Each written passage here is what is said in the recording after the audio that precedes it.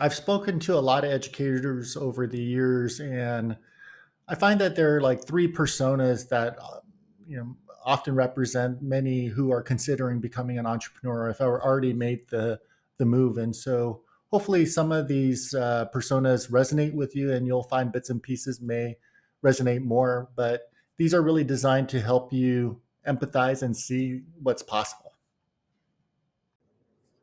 Okay, so our first persona is actually a friend of mine named Sarah. And Sarah has spent 15 years in education as a classroom teacher to start, and then later was an administrator. And like many educators, she wanted to expand her impact, right? She wanted to bring her expertise beyond her school, beyond her community, and really she wanted to start a consulting practice focused on instruction and pedagogy. And Sarah's journey of entrepreneurship wasn't without challenges, right? And I want to highlight how kind of the three unspoken rules eventually help her with her success. So I think she had a clear advantage when it came to clarity. So after 15 years as an educator and administrator, she deeply understood the problems that she was trying to solve, and they were the problems that her clients needed to solve the most, right? But her biggest challenge, I would say, was in confidence. I remember one of the very first things she did was she spent months creating this very detailed business plan, trying to predict every single scenario instead of really focusing on building her first offering, right? Or pitching to potential clients. And eventually she realized that she didn't really need to have a perfect roadmap and didn't need everything, right? She just needed the first step. And the last piece around connection, while she had a deep understanding around her school's challenges, I think her perspective was limited to her school and her community. And so she recognized she needed to broaden her perspective. She started joining professional organizations, networking things, things that gave her a broader perspective, especially a national perspective, so she could connect the dots, right? And so I think there are a couple key lessons learned from Sarah's experience. First is building confidence through kind of doing, right? Just going and doing. You don't have to have everything mapped out. You don't have to have everything figured out, right? Just go and do. The other is if you don't have the kind of context for the markets that you're trying to sell in, or if you don't have the connections, and now I'm talking about human connections, right? Then go and expand your network. Go and get yourself into the rooms where conversations are happening. And so I would say that Sarah's biggest lesson, if I would say anything to her success and maybe reflecting on where you might be in your journey, is that you don't have to have all the answers before you start. You can just start by doing. And you can build connections and be open to different possibilities. There's so many things you can do right now. And so hopefully that sharing Sarah's story helps you in some small way. Okay, so meet Jim. Jim's probably somebody that you work with, or somebody, maybe it's you, but he's somebody in the curriculum department of a medium-sized district, and he's incredibly reliable and great to work with. He always gets stuff done, and sometimes he uh, does a little bit too much, taking on the work of things that other people should be doing. At the same time, he's worked in this space for so long. He knows a lot of the vendors. He's not super happy with them, and he doesn't feel like they're good enough or know his district well enough.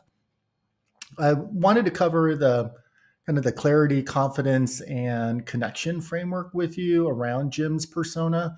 So around clarity, he just has really good ideas, just knows what needs to be done to make an impact. I think where he doesn't have a lot of clarity is, what drives change, what makes people want to do this work and do the change management around it, how initiatives get decided upon, and why certain teams work better than others.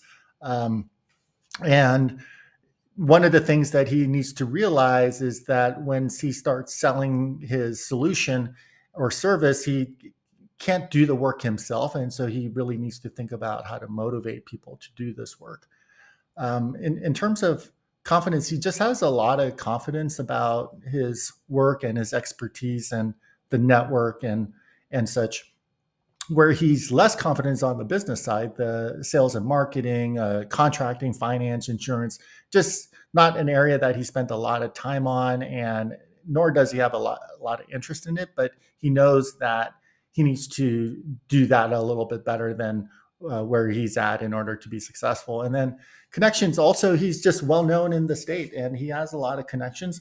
But again, he's not sure where the decision's made. You know, a lot of times people just assume that the superintendent or the assistant sup makes all of the decisions, and there's just a bunch of different stakeholders that make decisions about things like this that he just needs to get more strategic about as he approaches new clients.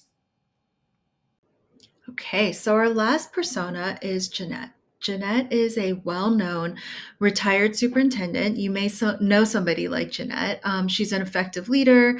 She knows how to manage her board and different constituents in her district really well. She's also very innovative, and she feels that she has lessons that every superintendent should learn. However, when it comes to clarity, while she knows her own challenges and problems, she was a bit stuck on her own experiences. When it comes to confidence and knowing kind of what to focus on and what not to focus on, I would say for someone who's been in the school district for over 35 years, she's never been on the other side of the table. She's never shown up as a vendor, right? So now, as a vendor who has to listen, who has to sell, even though she was able to get meetings with other superintendents and go into different districts and talk to potential customers, she kept telling people what they were doing wrong and the fix that she had for everything, right? So when in fact what she really needed to do was listen. She needed to stop worrying about giving people solutions and worry more about understanding the problem and understanding what her customers needed. And then when it comes to connection, right, being able to connect the dots on trends, and having connections with other people. This was an area, given her tenure and experience, she just thrived, right? She had so much connection. She knew how policies impacted school systems and budgets. She also had a large network of policymakers and administrator peers. And so I would say the only weakness in this area was that it took her a long time to realize how her role has now turned into being a vendor and asking for something, while previously people always wanted something from her. And, that was a lot easier, right? Being on the other side. So I would say that the biggest lesson learned for Janette was realizing that she really needed to listen more to the problems of other administrators and what they're dealing with versus trying to share her lesson learned right off the bat. And if this is you, or if this is something that resonates with you, I know we can all get stuck on our own experiences and think sometimes that that's everybody else's experience. But just a big takeaway that listening early on is key.